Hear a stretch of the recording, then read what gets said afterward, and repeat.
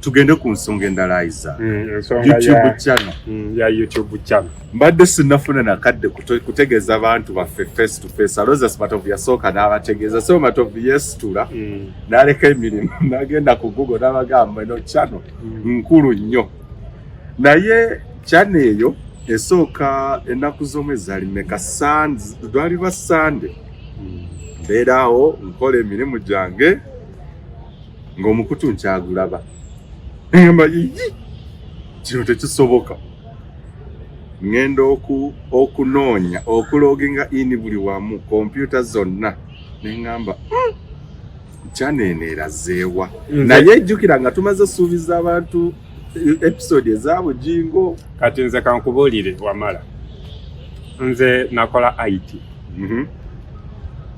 omukutu gwasooka ne kubula nga 6 no nga 7 yes nga 7 May 2023 wadde ngamba nakola IT kyenyiza sooka okugamba ate muve ku IT ono w'omu kirasi waliwo gwe tuyita hands on ono nti okola kino n'okola kino omanyi ono w'omu kirasi abeera wa theory wa kusoma era ovanga ku muntu toleetanga muntu wa theory na muntu wa practical abo natosoba baliraani kati nze wentegeerera by the way tumanyi eyali atwala YouTube channel ya sigumu ebiri buli kiro yayagalanga agitwala ekiro tugenda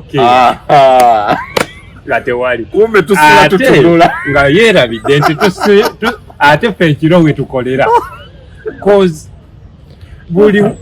buli we babeera baagala otwala YouTube channel nga naawe weerwanako kimuzibuwalira kati ye yalowooza nga mbu tukola misana ekiro kati nga era yakikolanga ssaawa 7 gwa kiro nga ye abala nti wakikolere agenda ozuukuka nga ne bwalwana takyasobola kumba ate wetwalabiranga ennyo n'ekizimbe bwe wakoliranga ebintu wayina ba hackers baali 6 Uganda n'ekizimbe kyewakolerangamu Hackinga eyo twakitegeera mukama natuuka ekiseera lwakuba nti Uganda eno tolina wooloopera nti tugende bannaye mu bakwata omaliriza gwe gwe bakutte amaliza gwe twakwetaaga dda jangu so twakutegeera muganda wange era njagala okugamba ti pasita gundi twategeera nti wayagala otwala channel yaffe nga tumaze okulanga episode z'omunnyo oguweddemu ensi nga tumaze okulangirira omunnyo oguweddemu ensi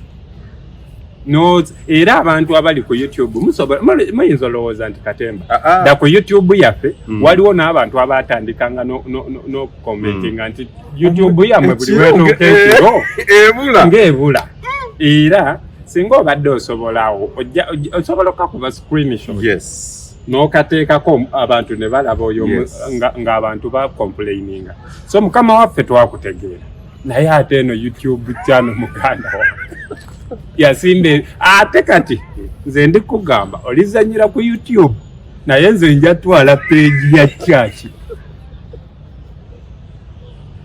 akyali ku channel njatwala page nga ne woteekamu ekigambo munnyo simanyi terabika kakati mutegeeza nti ffe kyo tetwebaka tebakulimba nze kuva senior 3 ne bonkubira era abamu abankubira essimu saa 9 gwa kiro 10 nzikwata nze ati ngazo oyagala otegeere nti ntegeera nnyo emisana sitegeera naye ng'oyagala otegeere nti ntegeera nnyo nkubira kiro era abantu bano abampaana mbayiza akamugezi ojja obaweeko kosyo y'ekiro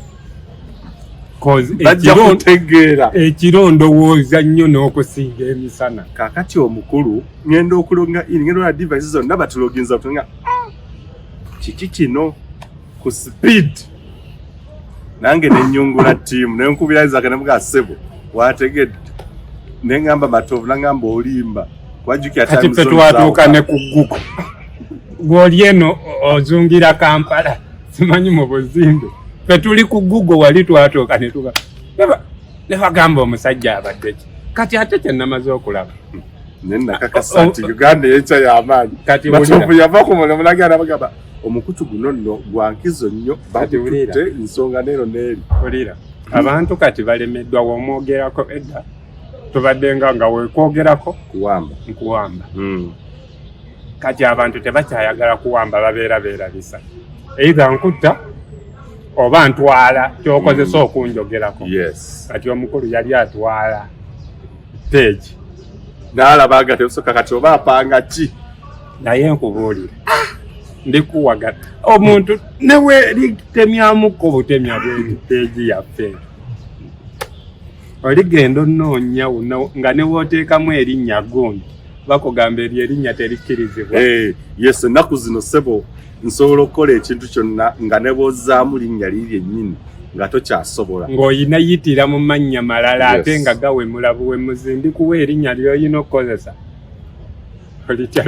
Naye abakulu YouTube channel kakati tukkiriza tugirina mu 5 yagezako gitwala nga 7 kati ate ekyo kyeyakola nga 8 era ekiro budde bweyakola ate ekyo kyayongera gyenyweza bikondo kati ogiyitamu oyina oyita mu masimu nga 7 ate gonna ng'oyina laba maaso gaffe. Security kati eriko naye ng'omukutu guno episode naye mwebaza yatugula amaaso. Ekyo kyeyakola yatugula amaaso. Kakati buli ddakiika tugukebera ekiro.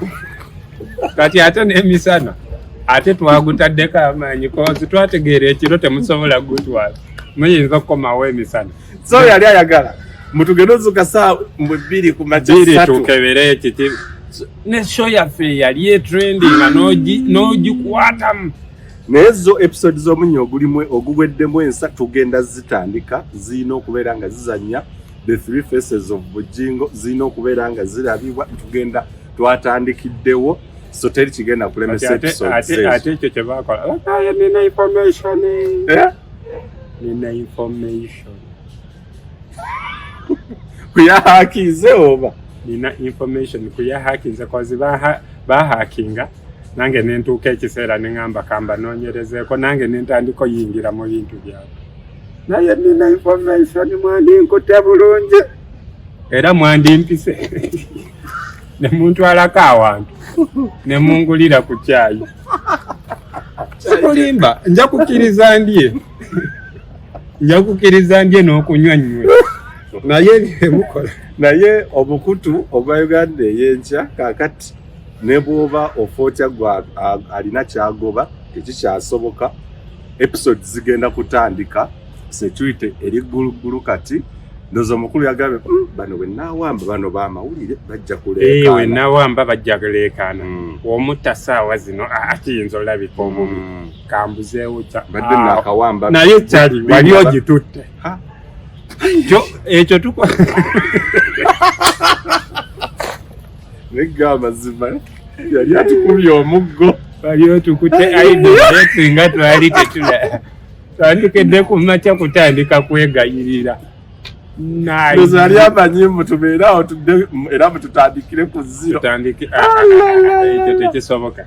Muganda wange kati yiya kirala naye ate nkulayirira naye lwonaagezaako nze kino ndikyogera lwonaagezaako peegi zonna tutwala butwazi naye yabaza eyasooka zaali 7:54 we yatwalira ng'akoze buli kimu agyemu notifications ku ssimu zonna agyemu notification computer zonna n'abalala bonna be tugabana n'omukutu ogwonna abali e Canada, UK, America ne wano nga bonna bangamba omukutu bagulaba bonna abamanaging omukutu nga ye Matovu yava ku muliro agamba mulimba ndo nagenda kugonaga omukutu guno Uganda Eyenkya gubuze ku speed zagenda wera 2 ez'okumakya omukutu gukomyewo.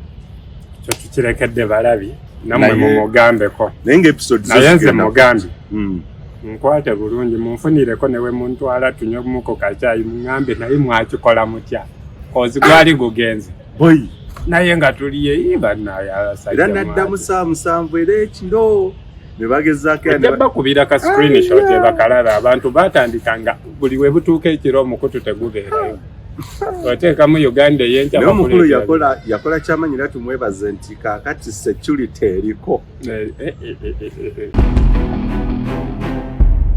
Uganda Eyenkya.